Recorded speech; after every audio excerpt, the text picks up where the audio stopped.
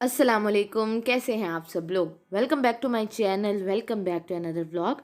तो आज का व्लॉग कर रही हूँ रात के टाइम से स्टार्ट। और कल हमने जी जाना है शादी पे, तो मैंने सोचा क्यों ना जी अपनी स्किन पॉलिश कर ली जाए। स्किन पॉलिश मैंने कुछ दिन पहले भी की थी, लेकिन ना मैंने ब्लीच जो की थी ना थोड़ी देर के लिए लगाई थी, तो बाल इतने ज़्यादा ब्राउन नहीं हुए थे। तो बहुत ज़्यादा बुरे लगते हैं बाल जब फेस पर ना ब्लैक ब्लैक, तो बहुत ज़्यादा बुरे लगते हैं। और मेकअप करो तो नज़र आता है, और मेकअप इतना ज़्यादा ना अच्छा नहीं होता। तो मैंने सोचा क्यों ना दोबारा से कर ली जाए। तो अभी बस मैं अपनी जो है वो स्किन पॉलिश करने लगी थी, और मैंने इतने ज़्यादा स्टेप नहीं किए थे। और डर्मा शाइन का जो फेशियल है यही मैं हमेशा यूज़ करती हूँ। और इसका जो अलग से रिव्यू है वो मैं अपने रिव्यूज़ बाय आसमा हसी वाले चैनल पे आज नहीं तो कल इंशाल्लाह लाजमी शेयर कर दूँगी। तो अगर आप लोगों ने अभी मेरा वो चैनल सब्सक्राइब नहीं किया तो उस चैनल को जाके लाजमी सब्सक्राइब कर लें, क्योंकि उस पर आपको पता है मैं रिव्यूज़ देती रहती हूँ। और मैं उसमें आपको इंशाल्लाह 5 मस्ट हैव मेकअप प्रोडक्ट्स के बारे में बताऊँगी, जो कि 500 के अंदर अंदर ही हैं। तो अभी टाइम हो रहा है 11:20 का, तो मैंने हसीब को कहा कि आप छोटी को ना संभालें और उसको मतलब पकड़ें, और मैं ना जल्दी से अपनी जो है वो स्किन पॉलिश कर लूँ। और ये है जी नेक्स्ट मॉर्निंग का व्लॉग, और दोपहर का टाइम है। और अभी जैसे ही हम लोग सो के उठे तो मैंने कहा जल्दी से मैं फ़्रेश हो जाती हूँ, क्योंकि हेयर स्टाइल बनाना था। तो मैंने कहा जल्दी से ना बाल अच्छी तरह ना धो लूँ, क्योंकि काफ़ी ज़्यादा ना ऑयल किया था ना, तो बहुत ज़्यादा अजीब हो रहे थे बाल।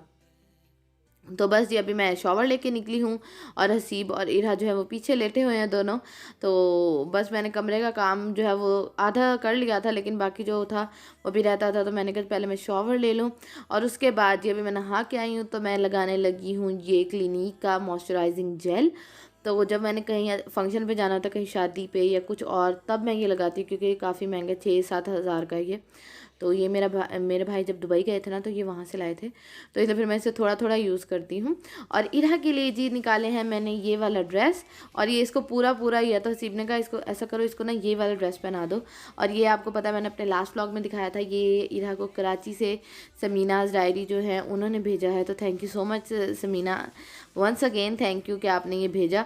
और इरा जो है वो अपनी दादों की गोद में बैठी, और आप देख सकते हैं कि उसने एक पाँव से सॉक्स जो है वो उतारी हुई है। और वैसे ना मुझे ना इस तरह के कपड़े बिल्कुल भी अच्छे नहीं लगते बच्चियों को पहनाते, मतलब शादियों में प्यारे लगते हैं, लेकिन मेरा होता है कि शादियों में ना बच्चों को पहनाए जाएं, मतलब फ्रॉक हो गए और फैंसी जो कपड़े होते हैं। लेकिन हसीब ने कहा कि ना ये वाले पहनाओ, फिर तो इससे पूरे ही नहीं आने। मैंने कहा चलो ठीक है। और माशाल्लाह इतना वैसे ये इतना हसीन था, और इसको पहना हुआ भी बहुत ज़्यादा प्यारा लग रहा था। तो भी मैं आप लोगों को दिखाती हूँ।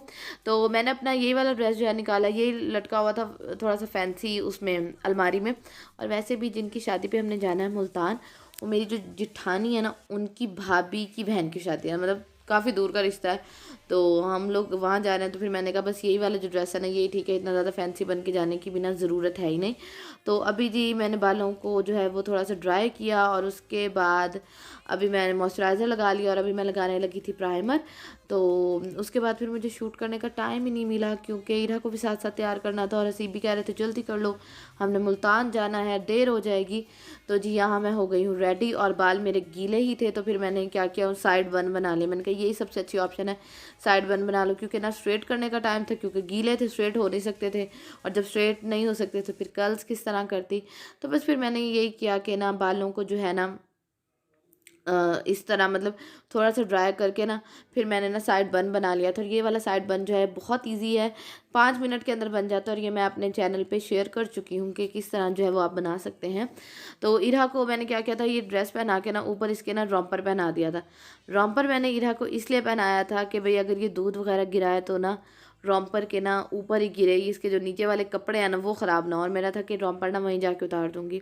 और मैं इतनी ज़्यादा परेशान थी ना इरा की वजह से, कि भाई इसका ना ये पहला सफ़र है, तकरीबन 2 घंटे तो लगते हैं, 1 घंटा 40 मिनट 45 मिनट लगते हैं भावलपुर से मुल्तान के लिए। तो मैं बड़ी परेशान थी कि पता नहीं पहला लंबा सफ़र है किस तरह गुजारेगी, क्योंकि इरा को ना गोद में बैठने की आदत है ही नहीं, वो ना खेलती ज़्यादा है, लेट के ज़्यादा खेलती है। तो उसको ये होता है कि मुझे ना बस बेड पे लिटा दो तो मैं खेलती रहूँगी, तो आदत नहीं है उसको। तो बस मैं बहुत ज़्यादा टेंशन में थी, लेकिन अल्हम्दुलिल्लाह इतना अच्छा सफ़र गुजरा ना। वैसे तो हुआ तो ये कि ये जाते साथ ही ना सो गई थी, थोड़ी देर बाद ये पहले खेलती रही, उसके बाद ना ये सो गई। और फिर ये तब उठी है जब हम लोग हॉल में पहुंच गए थे ना, तो ये उठी तब थी। और वापसी पे ये हुआ था कि वापसी पे ये थोड़ी देर मतलब तकरीबन आधा घंटा ही खेलती रही सफ़र में, उसके बाद सोई और फिर रास्ते में उठ गई। लेकिन शुक्र है हम लोग घर से तकरीबन 15-20 मिनट दूर थे, तो फिर इसने इतना ज़्यादा जो है वो तंग नहीं किया। तो अभी जी हम लोग अल्हम्दुलिल्लाह आ गए हैं मुल्तान, और मुल्तान में MGM में जो है वो थी शादी, और मैंने इंस्टाग्राम पे पोस्ट भी लगाई थी कि हम लोग जी मुल्तान आए हुए हैं MGM में। तो सब बहुत सारे लोगों ने कहा कि हमने आपसे मिलना है, लेकिन मैं नहीं मिल सकी क्योंकि ज़ाहिर बात है मैं किसी और की शादी पे आई हुई थी और टाइम थोड़ा कम था। और अभी जी हम लोग आ गए हैं अंदर, और पहले उन्होंने सर्व किया था सूप। सूप अच्छा था, इतना ज़्यादा मज़े का नहीं था लेकिन बस सही था। और इरा जो है वो अपनी दादों की गोद में बैठी हुई है, तो सो गई थी ना, तो माशाल्लाह फ्रेश थी। तो इरा को जी मैंने इस तरह रेडी किया है, साथ में इसके ये वाले शूज़ मैंने लिए थे बहुत पहले, तो ये वाले बस इसको पूरे आ ही गए। मतलब मैंने अड़ा अड़ा के ना, जो एक देसी माँ होती है ना, वो हम सब के अंदर है, तो मैंने देसी माँ को ना यूज़ करते हुए इसको बस पहना दिए शूज़, कि बस ये पहन ले शूज़। तो इसको मैंने ये शूज़ पहनाए, साथ में सॉक्स, और साथ में ये वाला जो बैंड था इसका ये लगा दिया। और माशाल्लाह डेकोरेशन बहुत ज़्यादा अच्छी थी, हॉल बहुत ज़्यादा अच्छा था। लेकिन ना मैं, क्योंकि सारी बातें इतनी करीबी शादी नहीं थी, तो मैं स्टेज की नहीं बना सकी वीडियो, नहीं तो मैं आपको दिखाती। तो ज़्यादातर ऐसा होता है कि इरा ना अपनी दादों की गोद में ही रहती है, आंटी ही इसको संभालती है अगर हम लोग कहीं शादी पे जाएं, क्योंकि आंटी से काफ़ी ज़्यादा ना ये अटैच भी है। और बाकी नहीं तो फिर मैंने इसको बिठा दिया था, इसकी प्रैम में साथ लेके गई थी, क्योंकि मुझे ये था कि अगर ये सो जाएगी ना तो इसको प्रैम में बिठा दूँगी, लिटा दूँगी। और उसके बाद जी अभी ये दूल्हा जो है वो गए हैं, और अभी जी दुल्हन की एंट्री हुई है। तो दुल्हन की एंट्री मैं सामने से नहीं बना सकी, तो आप लोग यहीं से देख लें। तो दुल्हन भी माशाल्लाह बहुत अच्छी लग रही थी, स्मार्ट बहुत ज़्यादा थी, मतलब इस तरह था मॉडल मॉडल लुक होता है ना, वो था। तो बस अल्लाह ताला जी इनके नसीब बहुत ज़्यादा अच्छे करें, और हर लड़की के ना ज़िंदगी में ये दिन आए और वो जल्द से जल्द अपने घर की हो जाए।